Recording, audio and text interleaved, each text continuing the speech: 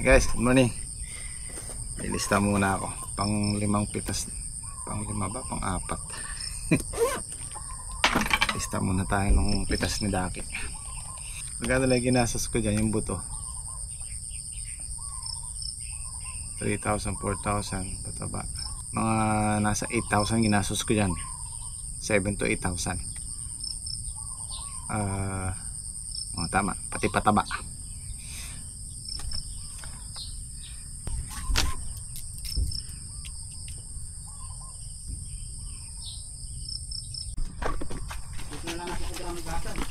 Lug-lug natin. Puti ka na.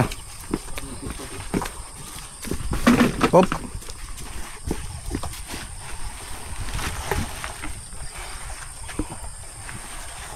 Meron pa doon?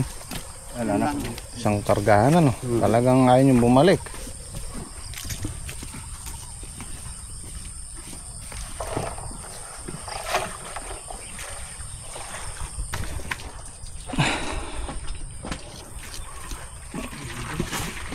Medyo kulang sa sikat ng araw kaya medyo may iksi ng konti at mahahaba yan eh.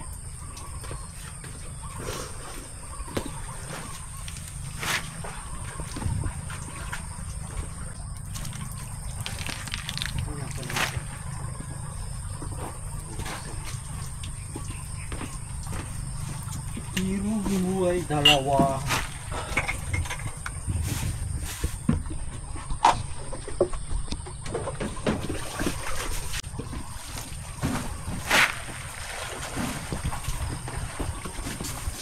Tahimik lang ang galaw ni Jimmy Speak, ngunit sa kilos niya respeto'y humihigpit. Hindi kailangan ng yabang o sigaw, dahil sa puso niya lahat ay pantay. Chef na henyo, laging may bago, lutong kakaiba, parang obra sa plato. Sa bawat timpla may kwento ng saya, kaya't sa kainan damang-dama ang ligaya. May kanya-kanyang galing, may kanya-kanyang tapang, ngunit iisa lang ang layunin, magkaibigan hanggang dulo ng daan. Kami ang Gym Squad, hindi lang basta tropa, puso sa gawain, halakak sa problema, walang iwanan kahit saan mapunta. Kami ang lakas, kami ang Gym Squad. Patrick ang pundasyon ng aming simula, masipag, tapat at may malasakit talaga. Siya ang gabay sa gitna ng dilim, sa bawat hakbang siya ang unang dumidiskarte rin. Siki ang tagapagkwento sa likod ng lente, laging nakasmile kahit sa init ng eksena. Sa bawat kuha, ramdam ang alala, kaya't walang sayang, bawat sandali ay ganda. 66, halos 7 bundle na no? Sumulong ng halos 2 bundle. Yan. Tsaka isang segunda, bali 8 bundle. Ayun yung pusa. Nawala na yung isang kapatid niya, kinuha na nung nanay. Isa na lang natira. Ano? Hindi ni tatay. Say tatay. Ay ama. Ay. Tingnan ko nga kung kamukha nga ni Joel o ni Pare Islam. Sige na, hindi mo sila mas. Magnininong na lang ako. Masal tayo. Nilagat.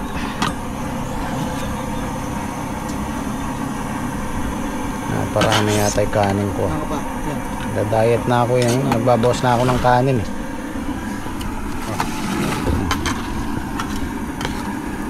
Kaya lang, pagka masarap ang ulam, talagang mahirap magpigil.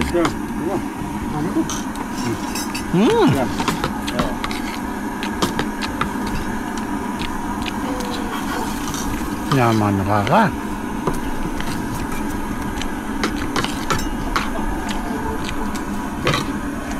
Yung kapisan, gagawin ito na dyan.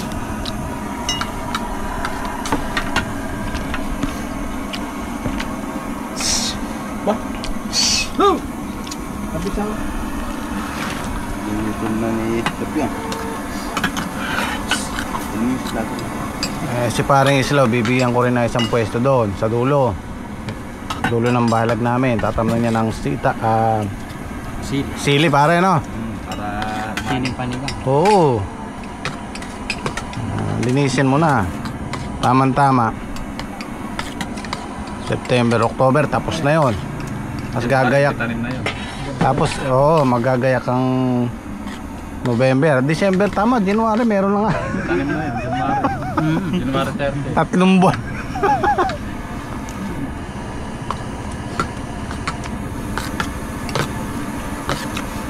Maraming matatamnan dyan. Basta Alam mo pa.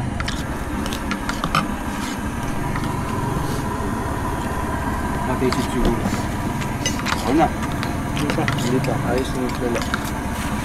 Hindi matunuan. Basta kaya lang. wala, upuan na. Pinagpatungan nyo ng pataba. Opo.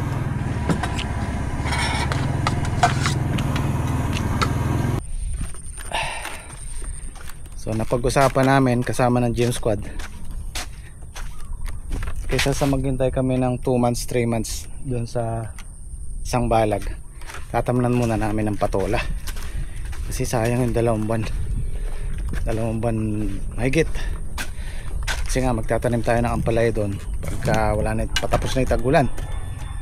So sayang, di ba?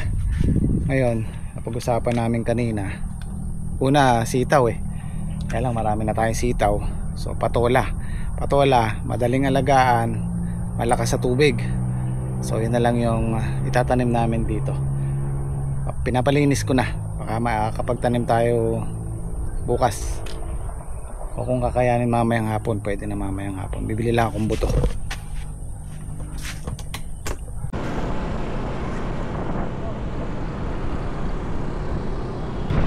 Hindi ko alam kung flood control to, yung project.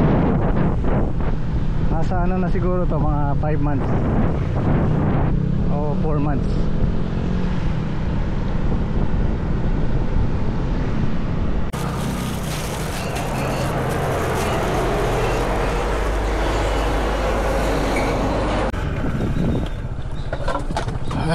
Ay, kainit na. Pero okay lang yan para makatuyo tayo. Yeah.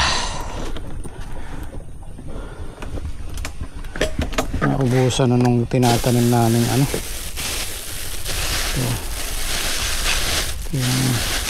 Patola. Hindi ko matansya kasi kailangan namin 1,400 na puno. Ito. Hindi ko mabasa kung ilang buto to Bumili ko ng 3 lata. Kaso maliit yung 2. Primera F1 saka Primera Grande. Okay.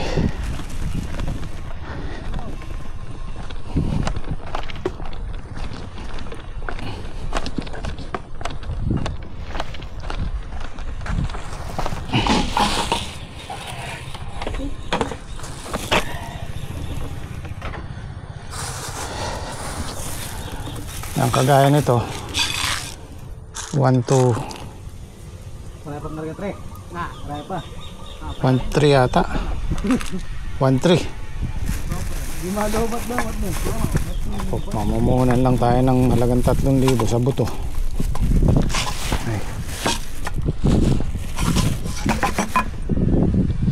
Nag-spray si Patrick ng fungicide.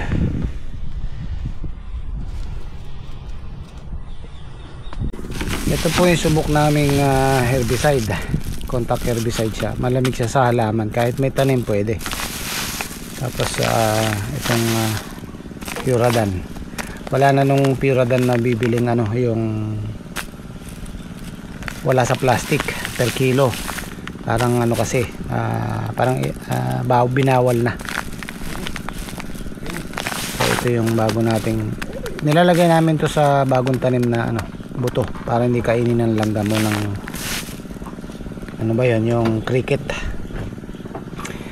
Ito kasi mabisa siya, kaya lang medyo mahal siya. Nasa 1,000 isa nito. Minsan 900 sa binibil. Depende sa binibilan. Meron kasing inalok sa akin yung ano ba yan, yung 4 liters. Medyo matabang siya, hindi niya kaya yung ibang damo. Ito okay to.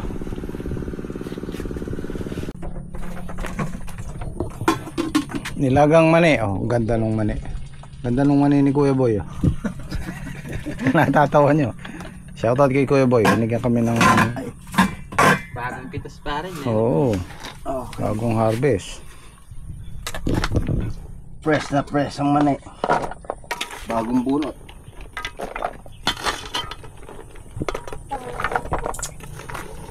Pag binuksan mo yun, mapula pa laman yan. Oh. Katumatawa. Mani pinag-uusap. Iba yung iniisip mo. Pala yung balat niya na. Sa loob. Ito yun ulam sa kamatis. yung ulam yan. Ay, maputla nyo. Kala ko mapula. Maputla siya. Binigla mo yaw, tignan mo yaw.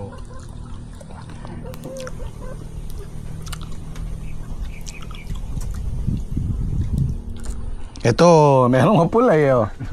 Iba-iba talaga yung mani. Iba-iba yung kulay yan. Hindi mo kapareha.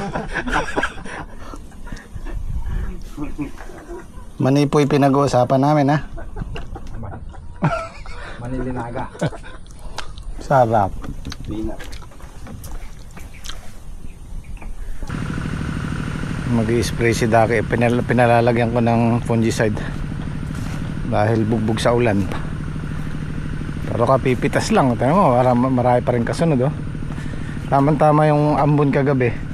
Natunaw yung patabang binubod niya kahapon.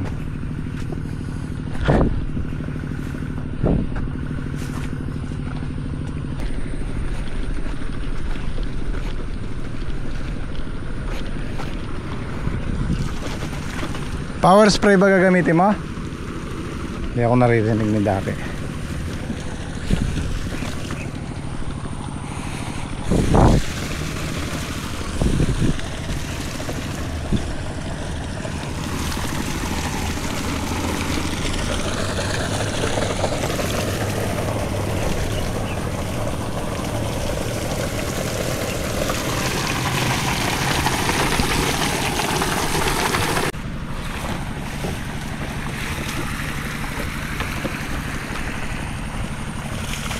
Ito, nabunot na to eh. Ito na lang hindi. So siguro bukas na kami makakapagtanim para ma-sprayan ng ano to, herbicide. Mabilis lang kasi yung buto eh. Pag tinanim mo mga 2 days, 3 days tutubo na. Hindi na tayo pwede mag-spray na.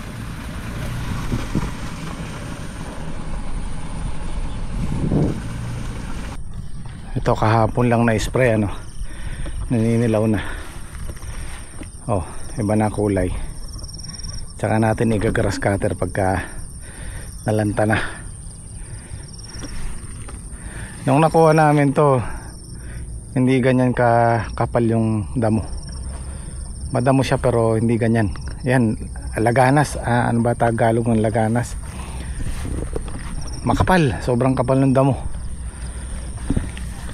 Dito sa kabila, okay pa naman, di pa naman ganun kakapal, pero anuhin na natin.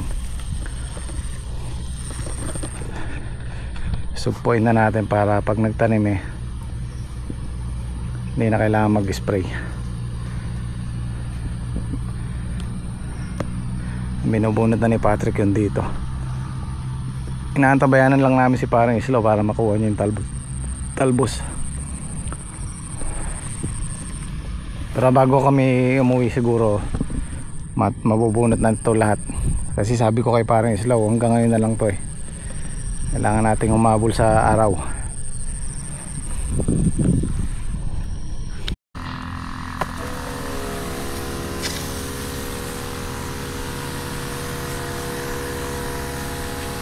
Katsura na ata salbag nyo.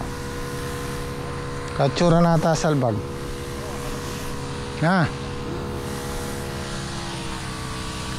Palobat na to.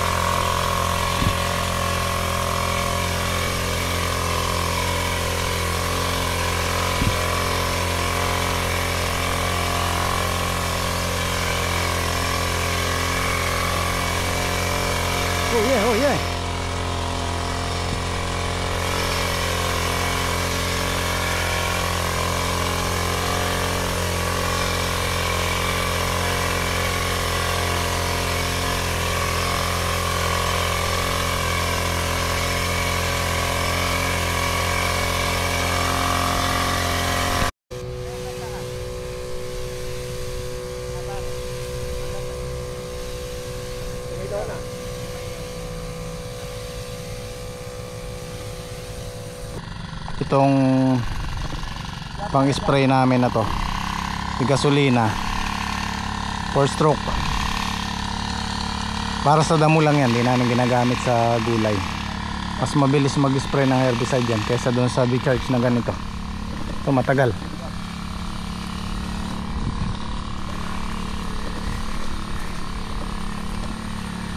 Makakadalawang tudling yung di gasolina na yun. Ito makakaisa.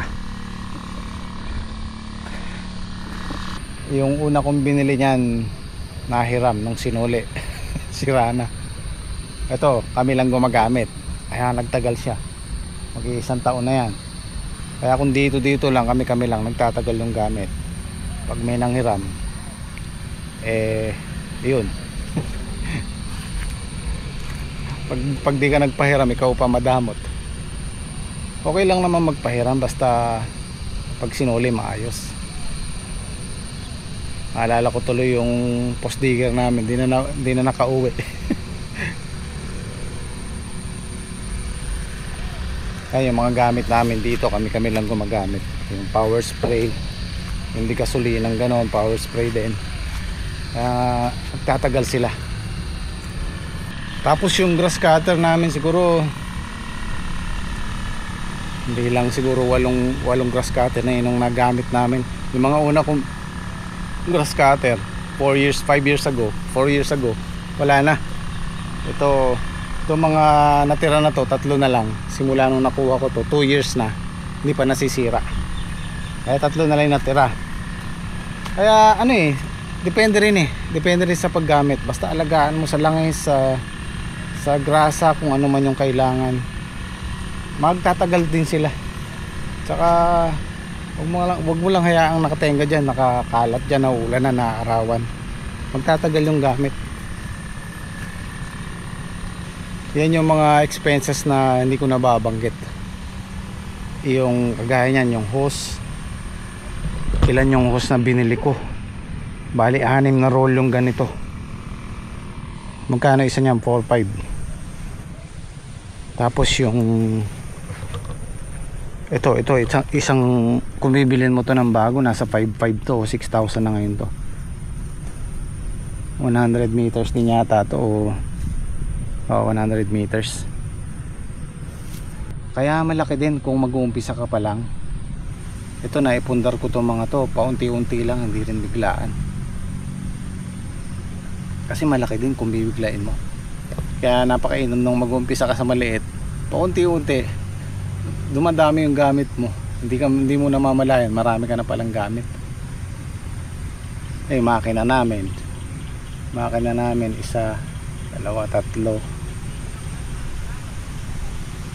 3 tatlong water pump. Okay na, nabunot na itong mga to. So habang kung makakapagtanim kami bukas, unti-unti lilinisin para habang lumalaki sila.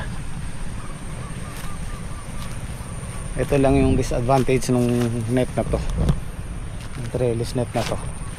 Mahirap siyang linisan. Diba? Hindi kagaya ng blue. Pag kasi kami naglinis ng, halimbawa ito, blue yung gamit namin, aalisin na rin namin yung blue para madaling baklasin. Ito hindi pwede, sayang. Kaya yun lang ang ano nito, disadvantage nito. Mahirap linisan. Kasi pag blue, papalitan mo lang, aalisin mo, puputulin mo lahat, aalisin mo na to para buo. Madali nang palitan. Ito, sayang. May presyo din yan. Nakailan tudling na kayo dito, Trek? Hanggang dun sa may kanal natin sa gitna.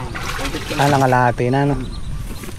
Oo, ngapong-hapo si parang Islo. Pare, diyan ka umupo. Baka may kumalabit sa'yo dyan.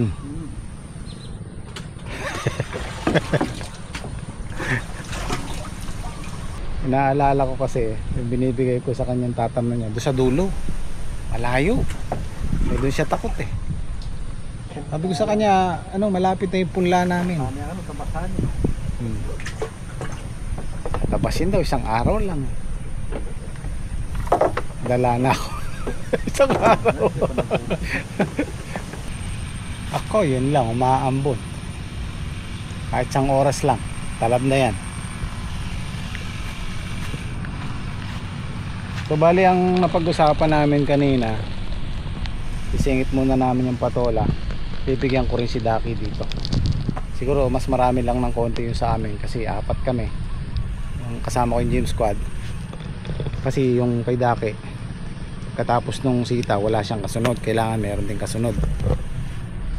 Siguro bibigyan ko dito kahit 10 tudling lang or 8 kasi ano to 20 21. Kailangan mas marami sa amin kasi marami kami magtatrabaho, siya mag-isa lang siya. Pwede na siguro sa kanya yung 8 tudling na patola para may at least may kasunod. Tapos bilang lang tayo ng ilang 2 to 3 months, so okay na tong patola, mabilis lang naman yan. Tapos susunod natin yung ampalaya, yung grafted. Yan lang gilid pa rin ha. Ayos na, pare. Ayos. Ay, nabunot na ni parang islaw. Yung dalawa ni Patrick. Babay na, saan pala yan? Wala nang talbusan. Wala na.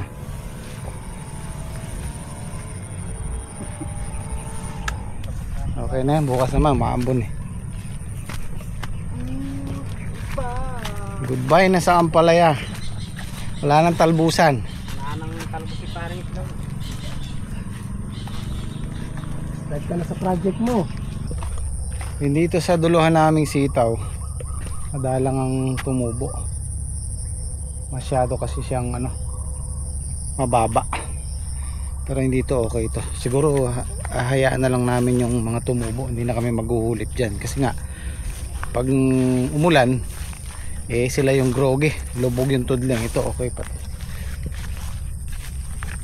Para hindi masayang yung natin trabaho. Palipasin lang muna natin yung tagulan. Actually nung nakuha namin to, hindi naman siya nilulubog na ganyan. Ngayon lang buwan na to na talagang itong tagulan na to, yung grabe yung ulan. Yung ulan nung isang araw, yung sobrang lakas, yung nilubog to. Ang sabi sa balita, yung buhos ng ulan ng isang gabi na yon, kung pagsasama-samahin, pang 1 linggo yung ulan na yon. So ibig sabihin, yung pang 1 linggong ulan, binuhos lang ng isang gabi. Kaya talagang grabe yung ulan na yun. Gaya na sabi ko kanina, hindi naman to dati nilulubog nung kinuha namin. Ngayon nilulubog na. Alam nyo kung bakit? Dahil hindi natuloy yung mga flood control. Yung mga flood control natin, ano na? Pero mo no, hindi na milyon yung nakukuha sa atin, bilyon na. Ay grabe, Pilipinas, kailan ka pa aasenso?